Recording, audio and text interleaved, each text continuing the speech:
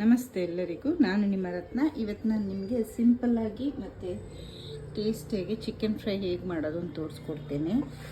ನಾನಿಲ್ಲೊಂದು 6-7 ಬ್ಯಾಡಿಗೆ ಮೆಣಸಿನ್ಕಾಯಿ, 1 ಸ್ಪೂನ್ ಧನಿಯಾ, 1-2 ಚಕ್ಕೆ, 1-4 ಲವಂಗ, 2 ಏಲಕ್ಕಿ ತೊಗೊಂಡಿದ್ದೀನಿ. ಇದರಲ್ಲಿ ಗುಂಟೂರು ಮೆಣಸಿನ್ಕಾಯಿ ಹಾಕಬೇಕಿತ್ತು, ಈಗ ಅದು ಸದ್ಯಕ್ಕಿಲ್ಲ. ಅದಕ್ಕೆ ನಾನು ಮೆಣಸಿನ್ಕಾಯಿ ಪುಡಿ ಬೆರೆಸ್ಕೊಳ್ತೀನಿ. ಫಸ್ಟ್ ಇದನ್ನು ಡ್ರೈ ರೋಸ್ಟ್ ಮಾಡ್ಕೊಳ್ಳೋಣ.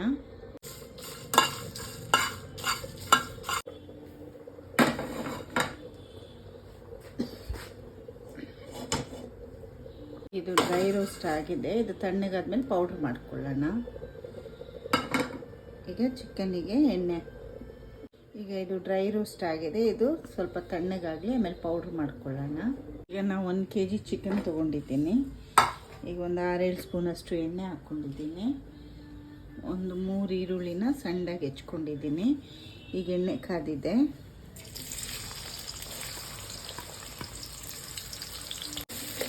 ಚೆನ್ನಾಗಿ ಇದನ್ನು ಫ್ರೈ ಮಾಡ್ಕೊಳ್ಳೋಣ. ಈಗ ಅಲ್ಲಿ ಈರುಳ್ಳಿ ಫ್ರೈ ಆಗ್ತಾ ಇದೆ.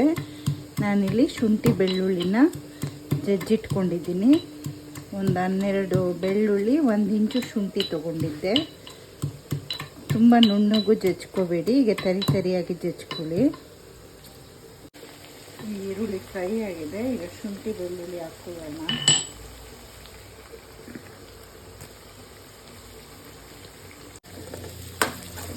ಇದೊಂದು 2 ನಿಮಿಷ ಹುರ್ಕೊಳ್ಳೋಣ. ಕರಿಬೇವು ಹಾಕ್ಕೊಳ್ಳಿ. ಹಸಿ ವಾಸನೆ ಹೋಗಿದೆ. ನಾನು ಇಲ್ಲಿ 1 kg ಚಿಕನ್ ತೊಗೊಂಡಿದ್ದೀನಿ.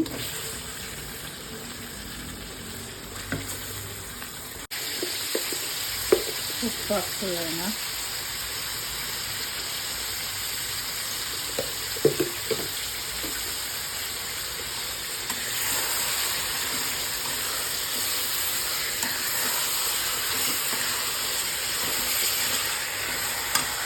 ಈಗ ಹೈ ಫ್ಲೇಮಲ್ಲಿ ಇದೊಂದು 10 ನಿಮಿಷ ಕುಕ್ ಆಗಲಿ. ಅಷ್ಟರಲ್ಲಿ ನಾವೀಗ ಪೌಡ್ರ್ ಮಾಡ್ಕೊಳ್ಳೋಣ.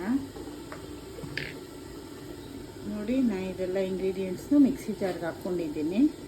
ಈಗ ಇದಕ್ಕೆ 1 ಸ್ಪೂನು ಚಿಲ್ಲಿ ಪೌಡ್ರ್ ಹಾಕ್ಕೊತೀನಿ. ನೋಡಿ, ಈಗ ನೀರು ಚೆನ್ನಾಗಿ ಬಿಟ್ಕೊಂಡಿದ್ದೆ ಚಿಕನ್ದು. ಈಗ ನಾವು ಪೌಡ್ರ್ ಮಾಡ್ಕೊಂಡಿದ್ದೀವಿ, ಅದನ್ನು ಹಾಕೋಣ.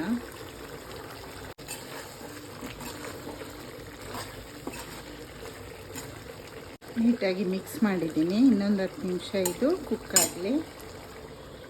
ಫ್ಲೇಮ್ ಸ್ವಲ್ಪ ಹೈಯಲ್ಲೇ ಇಟ್ಟಿರೋಣ. ಈಗ ಚಿಕನ್ ಫ್ರೈ ರೆಡಿ ಇದೆ. ಈಗ ಇದಕ್ಕೆ ಕೊತ್ತಂಬರಿ ಸೊಪ್ಪು ಹಾಕೋಣ.